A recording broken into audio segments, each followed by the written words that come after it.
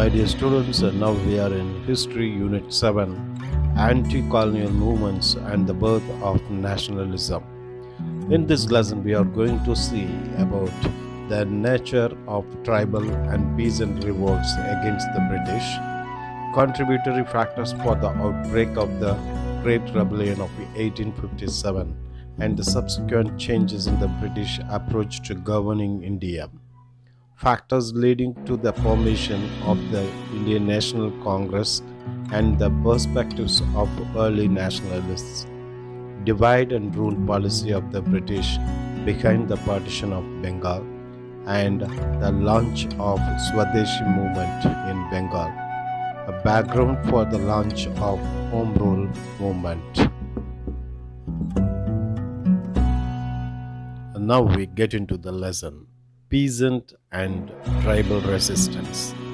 While the urban elite of India was busy responding to the Western ideas and rationality by engaging in various socio-religious reform movements, a far more aggressive response to the British rule emerged in rural India. The traditional elite and the peasantry, along with the tribal, revolted. They were not necessarily seeking the removal of British, but rather the restoration of the pre-colonial order. There were nearly 100 peasant uprisings during the British rule. They can be classified into the following categories. First one, restorative rebellions. Agitation of this type relates to attempts to restore old order and old social relations. Next one, religious movements. Such agitations were led by religious leaders who fought for the liberation of the local populace by restructuring society on certain religious principles. Social banditry. The leaders of such movements were considered criminal by the British and the traditional elite, but were looked upon by their people as heroes or champions of their cause. Mass insurrection, usually leaderless and spontaneous uprising. Changes in the revenue system. The East India Company restructured the Mughal revenue system across India in such a manner that increased the financial burden on the peasants. There was no widespread system of private ownership of the land in pre-British India. Subletting of land. The practice of letting out and subletting of land complicated the agrarian relations. The zamindar often sublet land to many subordinate landlords, who in return collected a fixed amount of revenue from the peasant. This increased the tax burden on the peasants.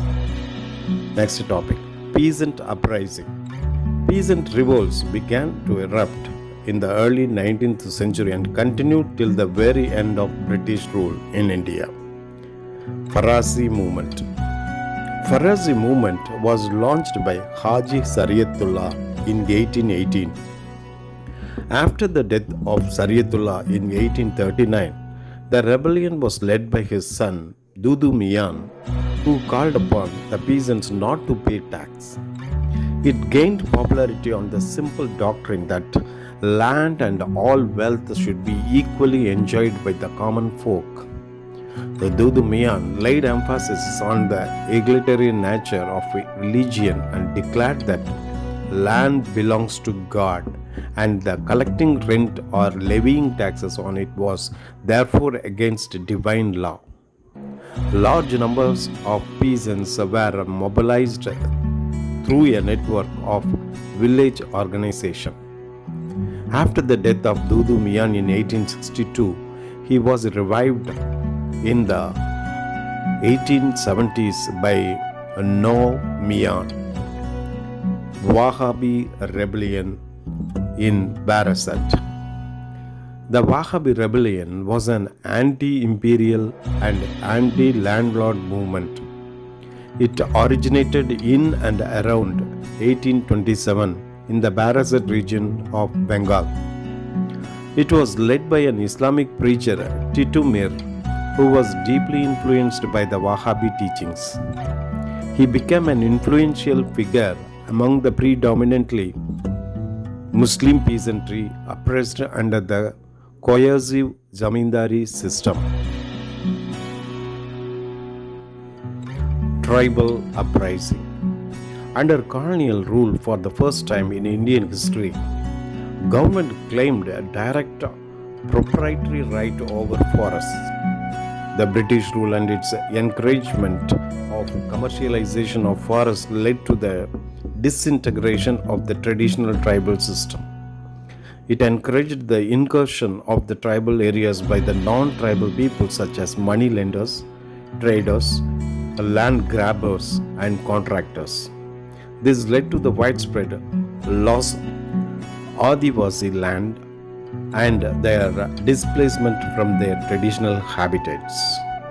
Tribal resistance was therefore a response against those who either introduced changes in the peaceful tribal life or took undue advantage of the innocence of the tribal people.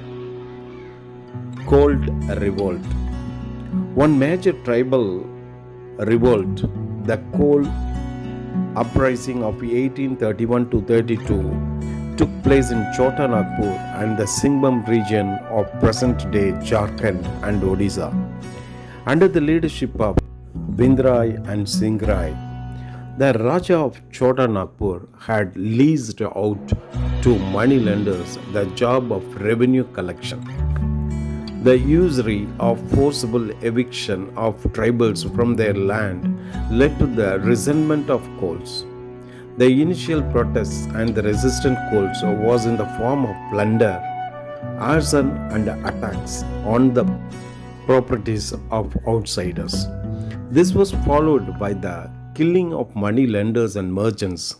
The tribal leaders adopted various methods to spread their message, such as the beating of drums accompanied by a warning to all outsiders to leave. The British suppressed the rebellion with great violence. Santhal Hul Insurrection. Santals scattered in various parts of eastern India, when forced to move out of their homeland during the process of creation of Jamins and their permanent settlement, cleared the forest area around Rajmahal Hills. They were oppressed by the local police and the European officers engaged in the railway construction. Pushed out of their familiar habitat, the Santals were forced to rely on the money lenders for their subsistence. Soon they were trapped in a vicious circle of debt and extortion. Besides this, Santals also felt neglected under the corrupt British administration and their inability to render justice to their legitimate grievances. Outbreak. Around 1854, activities of social banditry led by the person named Bir Singh and reported from different places. These were directed against Mahajans and traders. In 1855, two Santhal brothers, Sidhu and Kanu, proclaimed that they had received a divine message from the God, asking them to lead the rebellion. By July 1855, the rebellion has taken the form of open insurrection against the Mahajans and the Zamindars and the British officials. They marched with bows, poisoned arrows, axes and swords, taking over the Rajmahal and Bhagalpur by proclaiming that the company rule was about to end. In response, villages were raided and properties destroyed by the British. In 1855, an act was passed to regulate the territories occupied by the Santals. The act formed the territory into a separate division called Santhal Pargana Division. Munda Rebellion. One of the prominent tribal rebellions of this period occurred in Ranchi, known as Ulugulan Rebellion. The Munda people were familiar with the cooperative or collective farming known as Kuntkati land system. It was totally eroded by the introduction of private ownership of land and the intrusion of merchants and the moneylenders. The Munda people were also forcefully recruited as indentured laborers to work on plantations. In the 1890s, tribal chiefs offered resistance against the alienation of tribal people from their land and imposition of Beth-Behari or forced labor. The movement received an impetus when Birsa Munda declared himself as the messenger of God.